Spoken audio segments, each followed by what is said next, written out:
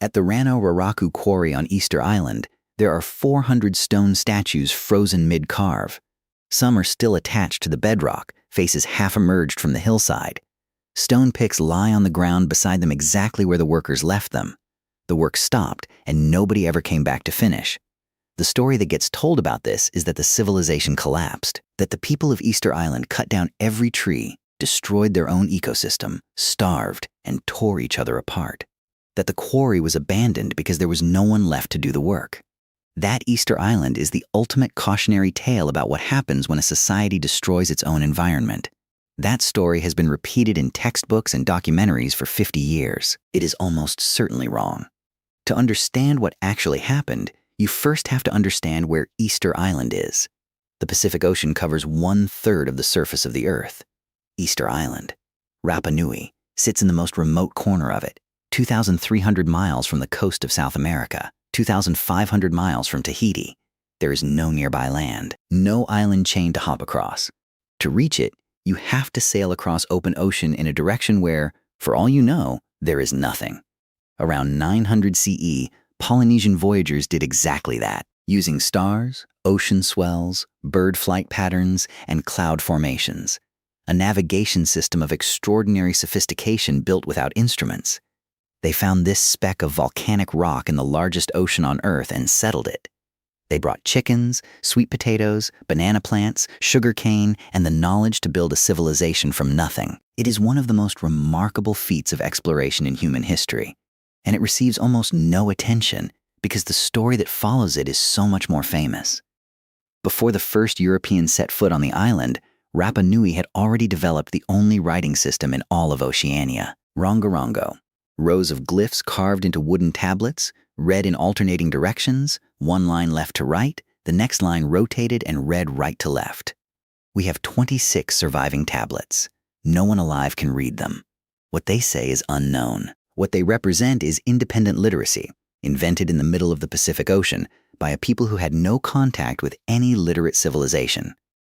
What those first settlers found was a volcanic island covered in palm forest. The Jubea palm, now extinct here, which grew to 60 feet. Fresh water in crater lakes.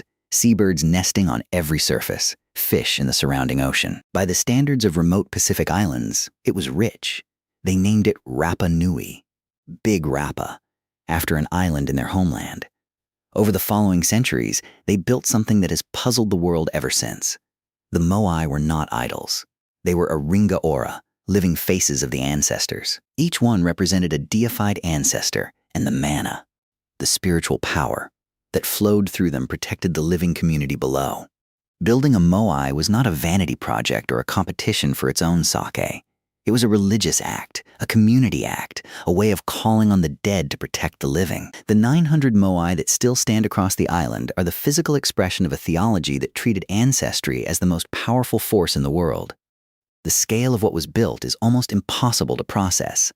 900 Moai. The average, 13 feet tall, 14 tons. The largest ever erected, 32 feet, 82 tons. The largest ever carved, which never left the quarry, 69 feet and an estimated 270 tons, all carved from a single quarry. Rongorongo, using stone picks shaped by hand from the living volcanic rock.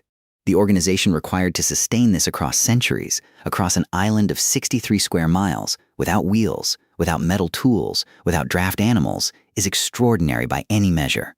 For centuries, no one could explain how the statues were moved. The assumed answer was log rollers, teams of people rolling the Moai across the island on cut timber, which required massive deforestation and seemed to explain why the trees disappeared.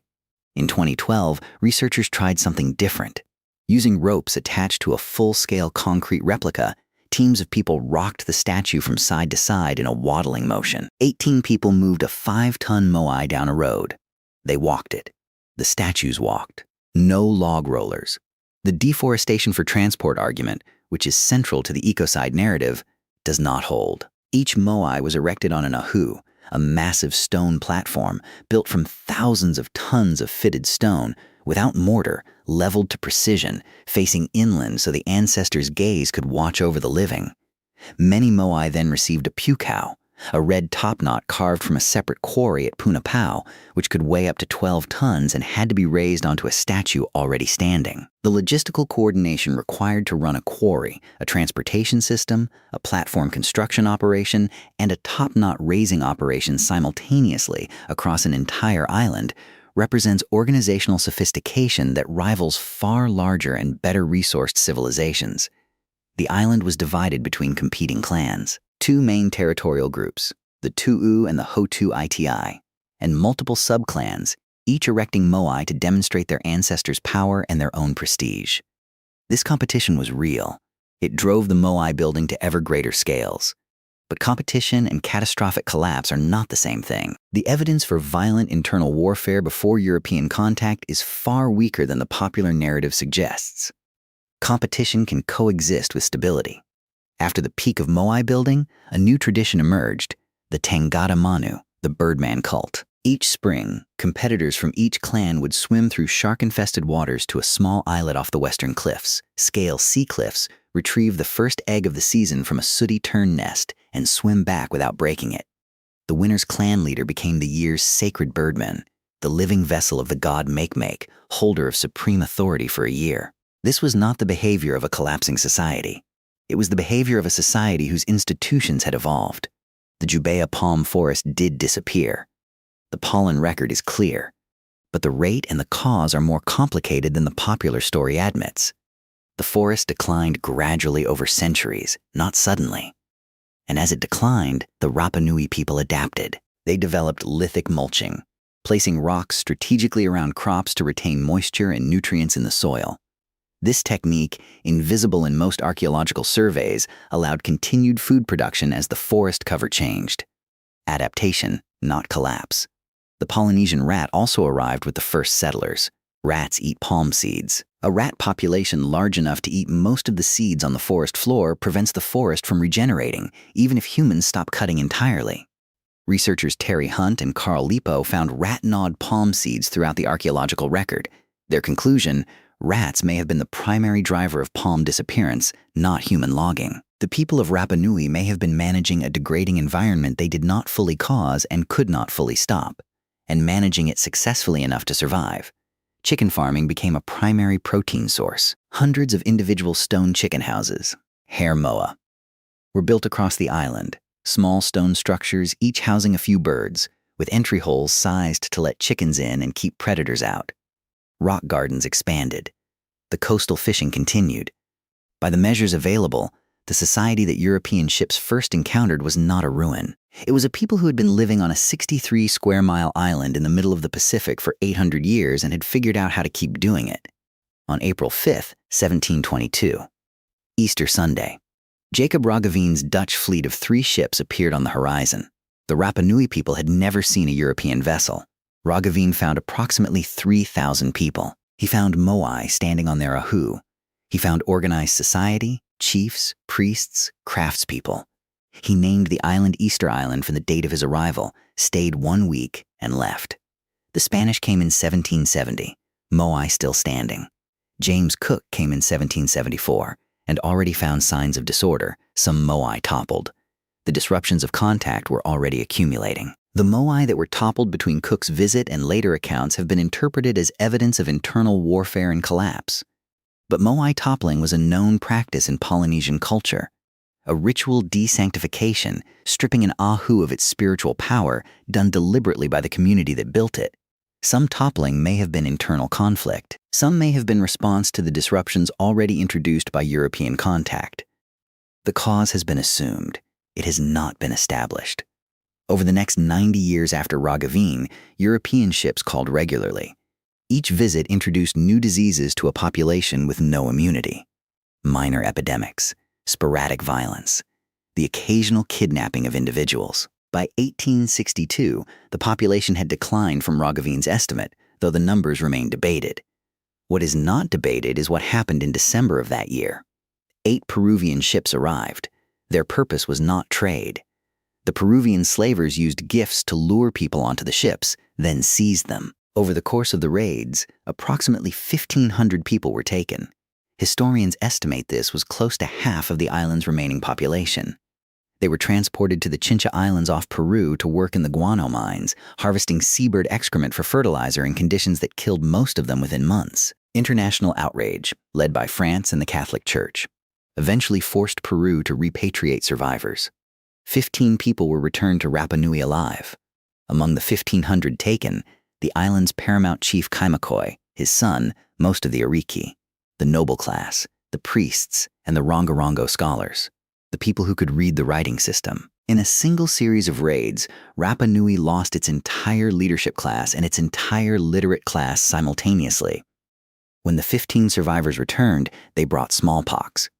The epidemic moved through a population already reduced by half, with no immunity, no medical knowledge of the disease, and no surviving traditional leadership to organize a response. By 1877, a census recorded 111 people on the island, from approximately 3,000 in 1862 to 111 in 1877, a 96% reduction in 15 years. This is the collapse of Easter Island. It happened between those two dates. It was not self-inflicted. Catholic missionaries arrived in the 1860s and converted the remaining population. The traditional religion was suppressed. In 1868, a missionary organized the collection and burning of Rongorongo tablets, objects the church viewed as pagan artifacts. A small number survived and eventually reached European museums. They cannot be read because the people who could read them had died in the Peruvian mines. The destruction of Rongorongo was not a side effect of contact. It was deliberate. In 1888, Chile annexed Easter Island without consulting the population.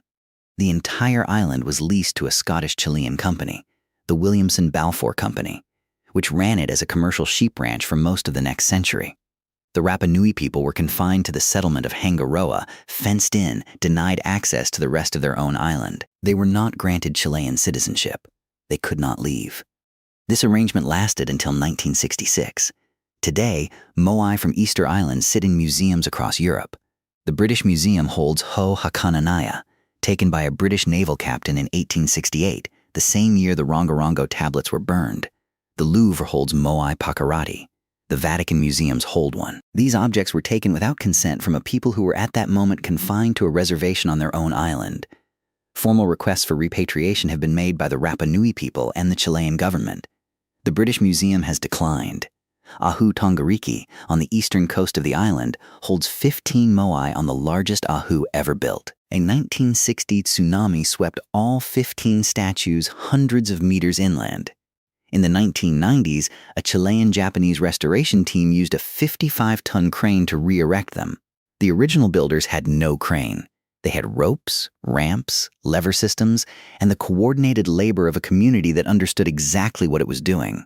The restoration took years with modern equipment. The original construction, across an entire island, over centuries, without any of it, remains one of the most astonishing organizational achievements in the archaeological record. The 900 moai are still there.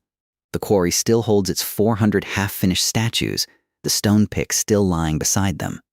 Ahu Tongariki still holds its 15. The crater of Rano Kau, where the Birdman competition was held, still looks out over the sea cliffs to the islet where the competitors swam.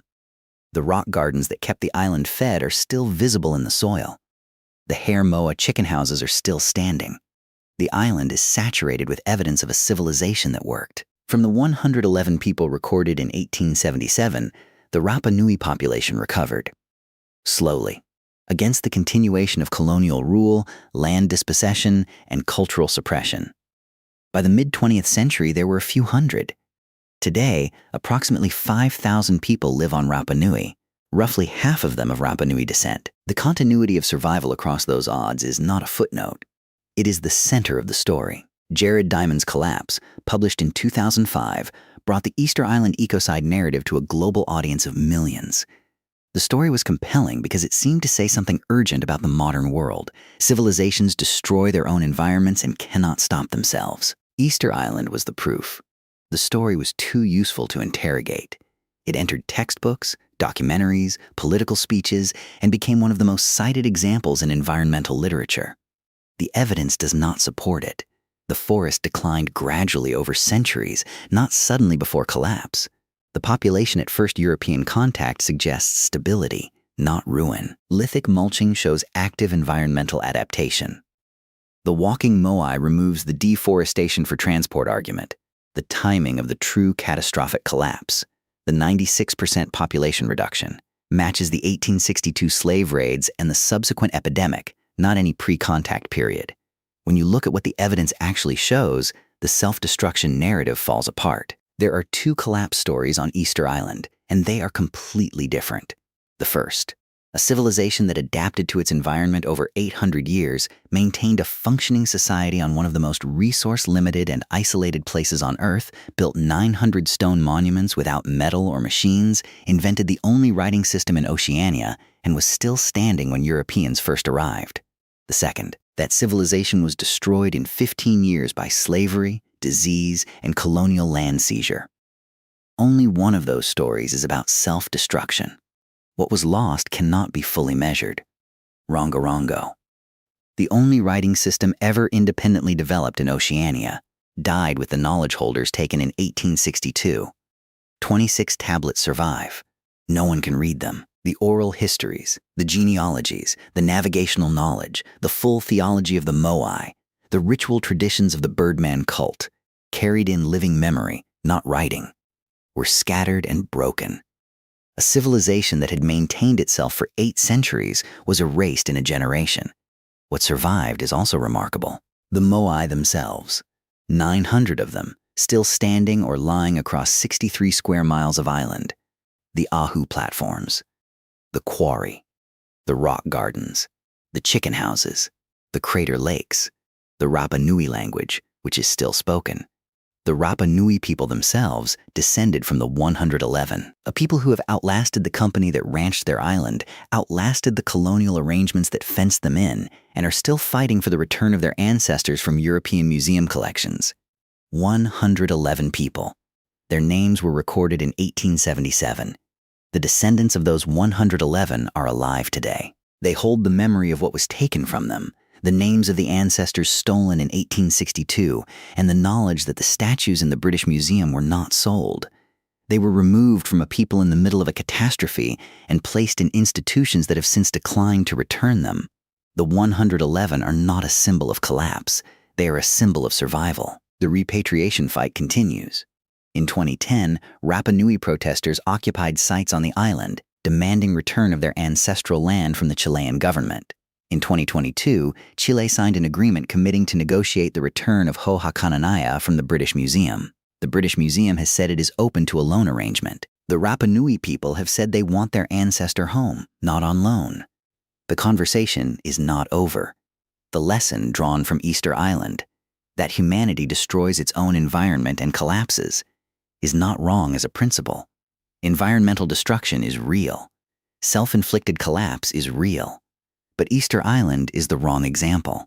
The civilization did not destroy itself. It was destroyed from outside. Using it as the primary symbol of self-inflicted environmental ruin misrepresents what happened to a real people with real descendants, and in doing so, lets the actual agents of their destruction, the Peruvian slavers, the Chilean colonial government, the British naval captain who took Ho'okananai'a, disappear from the story entirely. Easter Island is a cautionary tale. But it is a cautionary tale about colonialism, not ecocide. It demonstrates what happens when an isolated civilization, no matter how adapted, no matter how resilient, no matter how remarkable its achievements, is discovered by a more powerful external force that views it as a resource.